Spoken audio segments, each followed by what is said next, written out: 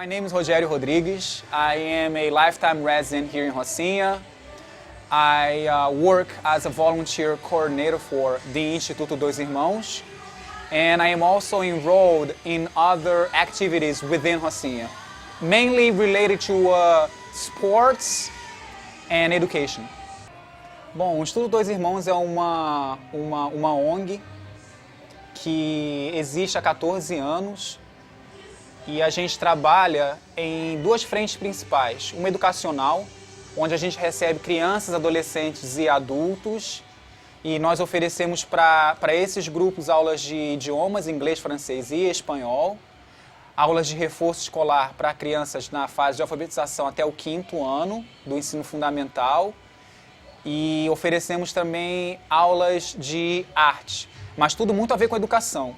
E também tem uma outra frente, que é a frente do centro comunitário, que tem sido desenvolvida nos últimos 2 anos. Tenho trabalhado aqui há quase 10 anos, entrei como estudante e graças ao Instituto eu já pude iniciar outras iniciativas dentro da Rocinha, também nessa área de serviço social. Então eu me sinto muito grato, acima de tudo, por trabalhar aqui e ao longo desses anos por ter conhecido tanta gente legal. Não falo só dos estudantes e dos moradores da Rocinha que eu não conhecia, mas também dos nossos colaboradores, voluntários que vêm de todas as partes do mundo para poder tocar o barco com a gente.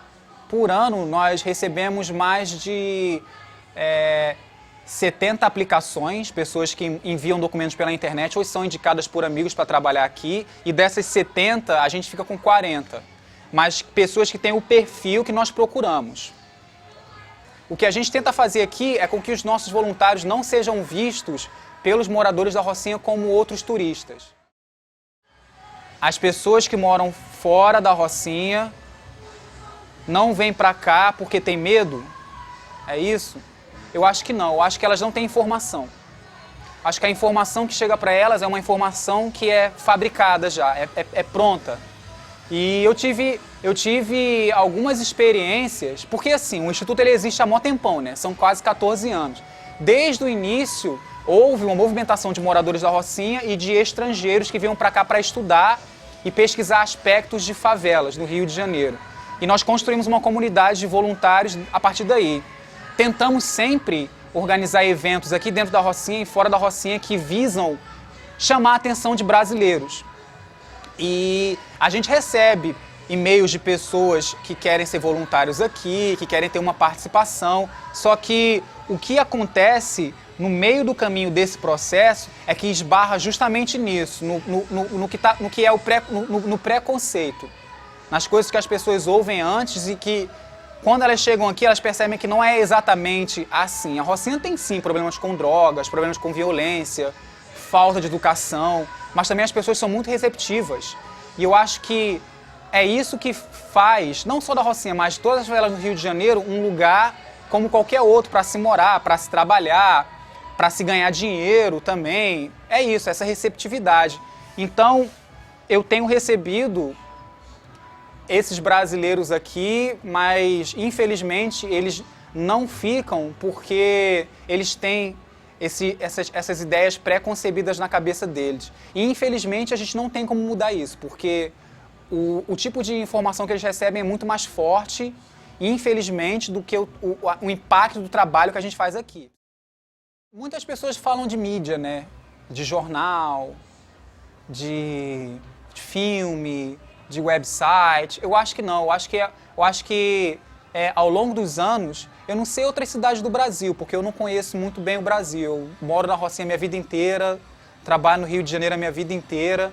E o que eu acho, no caso do Rio, já que é uma cidade cercada de favela, cercada de morro, que não existe uma política do governo que é para favela, sabe? Existem essas iniciativas, Favela Bairro, agora UPA, UPP, todas essas letras que, no caso do Rio, infelizmente não fica.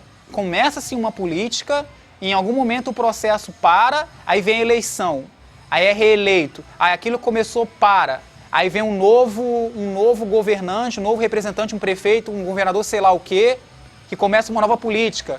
Aí chega as eleições, aí para, Aí fica muito esse jogo, sabe? Durante muitos anos aqui no Instituto a gente debateu muito isso com os nossos voluntários, com os nossos alunos. A gente chegou a uma época de eleição, algumas eleições atrás, que se falava muito sobre essa questão como as favelas têm sido mostradas no cinema, a linguagem que tem usada para mostrar isso. E a gente conversou muito sobre como que o governo poderia participar mais, sabe? Existem iniciativas dentro de favelas onde os adolescentes e jovens de favelas diferentes, eles se tornam cineastas, eles fazem filmes, mas aí é que tá. Quando que um filme desse vai ter uma exposição grande? Quando que essas mídias todas e quando que o governo vai realmente investir no potencial dessas pessoas, no talento dessas pessoas? A gente aqui no Instituto conversa sobre isso, debate muito sobre isso, mas para fazer as pessoas pensarem nisso e tomar uma atitude, mas não esperar muito no governo. É muito bonito você apresentar o Rio de Janeiro como a cidade olímpica, a cidade da Copa do Mundo e a cidade onde todo mundo se encontra e a favela se encontra com o mar e o mar se encontra com a montanha e todo mundo é bem-vindo. Mas cadê a política para isso? Cadê a organização para isso? Sabe, eu acho que isso é uma grande preocupação a se pensar. Cara, o número que estava na placa de inauguração lá do PAC, na entrada da Rocinha, na passarela, foi quase 170 milhões. Quanto? Quase 170 milhões de reais. Era o que estava anunciando lá na placa. E, na prática, de todos os projetos que eles estavam apresentando, o que eu vi acontecer foi o complexo de esporte, que hoje recebe a muitas pessoas, é uma realidade, a unidade hospitalar, a reforma da Rua 4 aqui, e o que mais eu vi de efetivo? O apoio às creches comunitárias, a reforma das creches comunitárias, e até onde eu acompanhei parou por aí. Existiam propostas de criar um parque ecológico, reflorestamento de áreas da Rocinha e outras coisas relativas à infraestrutura, mas parece que está vindo um PAC 2, né? Eu não sei se o governo já aprovou isso, eu não estou acompanhando. Eu sei que chegou até aí e é isso que eu vejo todo dia quando eu saio da minha casa. Mas ainda tem muito lance da Rocinha, de muito trânsito, sabe? Muita moto, muito carro, muita van. As associações de moradores, elas tentam contornar isso tendo iniciativas. Por exemplo, existe um cara que ele é meio que o controlador do trânsito. Ele fica com um apitinho na rua e ele apita, já que a Rocinha não tem sinal de trânsito, para as pessoas poderem passar de um lado para o outro. Mas é muito absurdo o barulho que tem, sabe? Parece que aqui na Rocinha, como eu falei, eu moro aqui a minha vida inteira, sabe? E antigamente, quando a gente ia dormir, a gente conseguia distinguir bem longe o som de um cachorro latino. E, sei lá, pessoas tocando samba na rua, uma festa, mas muito longe. Hoje em dia, quando você vai dormir, são vários barulhos ao mesmo tempo. Ou seja, às vezes, para mim, parece uma coisa meio que esquizofrênica. Esse descontrole, essa exageração de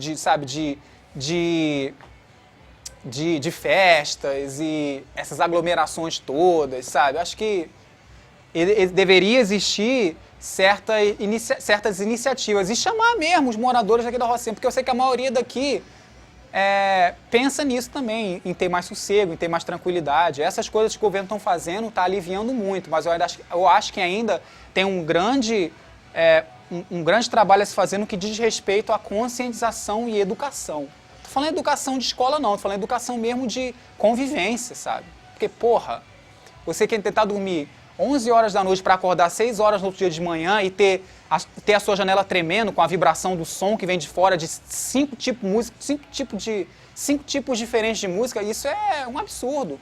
É absurdo. Além da pressão que as pessoas já sofrem aqui por outras coisas, elas vão começar a desenvolver problemas nesse sentido também. Problemas de insônia, enxaqueca e por aí vai. Estresse, sei lá. Eu acho que alguns aspectos negativos do PAC que são referente a essas políticas que eu estava falando para você, sabe? Existe a implementação de vários projetos que são muito legais, que são muito bons, mas que eu já também vi isso no passado. E, de acordo com essas mudanças públicas, eu não vi continuação no passado e eu não tenho certeza se vai continuar agora. Em muitas favelas aqui do Rio, onde o PAC está trabalhando, as pessoas ainda estão tendo problemas, sabe? E falam, por exemplo, na questão das unidades hospitalares, que não tem médico suficiente, que as pessoas são jogadas de uma unidade hospitalar para outra e vai parar no hospital maior e não funciona. Eu não sei se o problema está realmente na hora de escolher os administradores para manter o trabalho funcionando desses lugares, ou se realmente está na política de governo. Eu fico vendo pelo caso aqui da Rocinha, né? Outro dia eu fui procurar atendimento em 2 postos aqui da Rocinha, desses novos postos do governo, né, que veio junto com o PAC. Eu fiquei esperando 1h30 em um e depois eu fiquei esperando quase 2 horas no outro. Se eu recebesse um cargo de importância na administração, na gestão de alguma dessas sessões do PAC, o que eu faria seria realmente agrupar essas pessoas e meio que trabalhar por contrato. Iniciar um contrato e dentro desse contrato ter todas as regras, todos os direitos e deveres e benefícios de quem iria participar daqui de dentro da Rocinha, seja como liderança, seja como atleta ou seja como administrador. E também ia tentar incluir experiências de pessoas de fora, de, por exemplo, treinadores que tiveram oportunidade de trabalhar na seleção olímpica ou na seleção brasileira de futebol, para meio que dividir histórias, criar seminários, palestras. Eu acho que muitas das coisas que tem a ver com isso que eu falei para você da vaidade, vem por aí. Pessoas que têm uma carreira como atleta e esquecem um pouco o lado da educação. E o governo se aproveita disso e começa a fazer iniciativas dentro de favelas que só valorizam esporte, esporte, esporte, esporte, esporte. E às vezes eu fico pensando naquela máxima, né, que morador de favela, ele nasceu para 2 coisas, ou jogador de futebol ou pagodeiro. E eu acho que não é por aí. Eu acho que não é por aí. Até o pagodeiro, que tem uma carreira enorme como dentro da área da música, quando ele se torna mais velho, ele se transforma num compositor de sucesso, ele se transforma num produtor de sucesso, ele abre uma gravadora de sucesso. Ele não quer ficar só naquela, porque ele sabe que tem um limite. Então, se eu tivesse nesse cargo de responsabilidade, a minha primeira iniciativa seria essa. Meio que fazer uma espécie de triagem mesmo, sabe? Conversar com as pessoas e oferecer qualificação, se ela tiver interesse, antes de assumir um cargo de responsabilidade. Porque, sabe-se lá, você pode ser a melhor pessoa do mundo em termos de contatos. Você pode conhecer todo mundo aqui na Rocinha e ser um cara querido pra caramba e tá legal. Você fala com todo mundo na rua, todo mundo te abraça, mas e liderando uma atividade? Será que você tem as características de um líder? Será que você sabe ser duro? Será que você sabe ser exigente? Será que você sabe distribuir o amor que você tem de forma comedida? Como realmente um profissional que se importa na excelência do treino que você está oferecendo, ou realmente trabalhar com seu atleta as metas para ele, para a vida dele? Eu não sei. Nessas reuniões que eu participei, eu não vi isso. Eu vi muito falatório e eu vi muita animação, mas eu não vi comprometimento nessa área.